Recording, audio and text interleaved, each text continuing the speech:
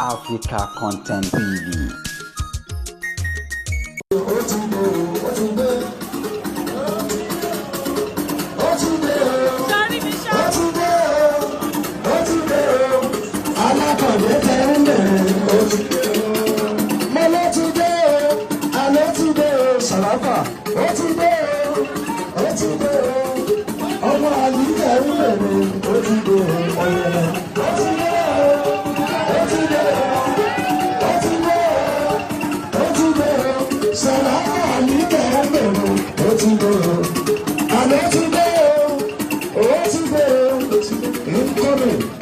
Excellency, Governor of Oyo State, 2027, Senator Governor Saraba Omali, Àbẹ̀bí ọ̀rọ̀ olóògùn rẹ̀.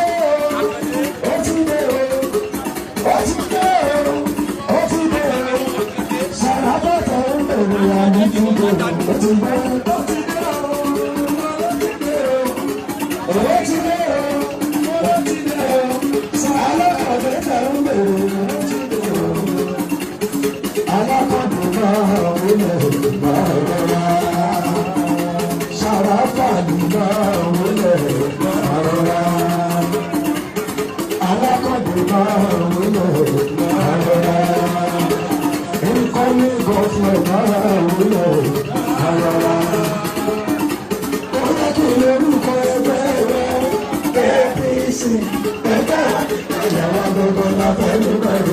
ẹ̀yin tó kù sí ọwọ́ yín dà lórí tàlàkẹ́bí fẹ́rẹ̀ àwọn alábẹ́bí fẹ́rẹ̀ tàlàkẹ́bí fẹ́rẹ̀ àwọn alábẹ́bí fẹ́rẹ̀ afẹ́mi fẹ́rẹ̀ tó ń fẹ́mi jọ̀kan àwọn alábẹ́bí fẹ́rẹ̀ ẹ̀yà kò lè rúkọ ẹgbẹ́ wa APC ẹgbẹ́ òmìnira àwọn gbogbo lábẹ́bí fẹ́rẹ̀ sọ́nàmú àmì kò lè rúkọ ẹgbẹ́ wa.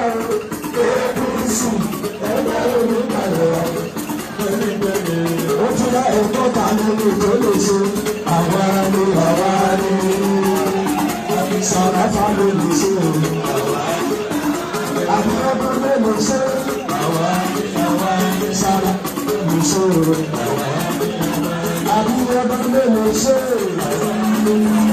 Sàràfà ló lè ṣe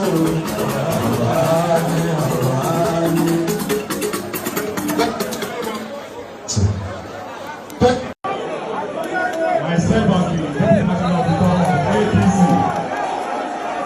and the member of MEC are hereby officially present to you, Senator Saraba, the nomination form from INEC as the authentic candidate of APC in the first general election.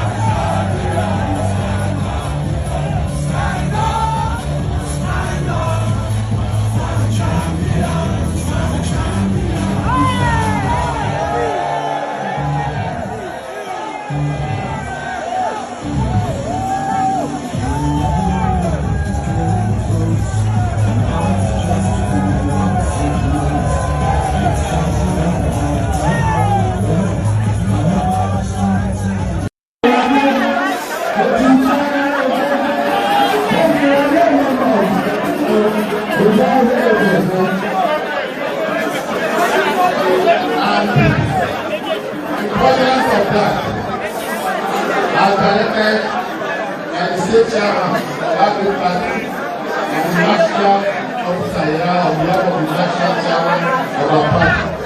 I hereby present to him his affidavit in support of his personal particular as required by the law to my deputy governorship candidate on the mandate of this election.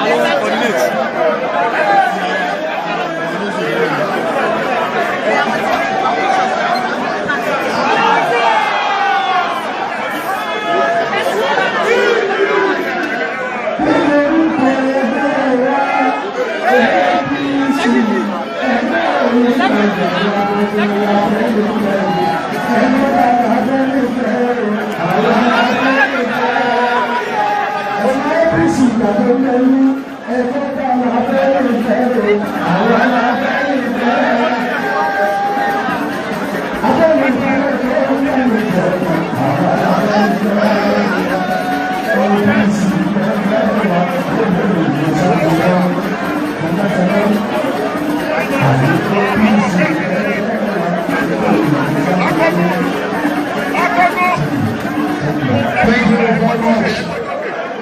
Now it is for our lives. By God's grace, come 2027, our distinguished will become His Excellency. Sharaf Ali, at this juncture, and as well as the Deputy Governor, Honorable Adesoji Michael, by God's grace.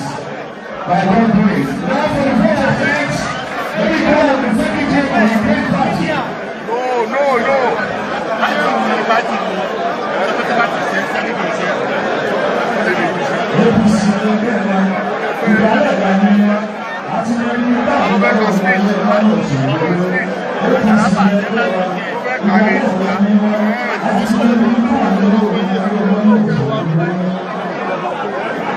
No.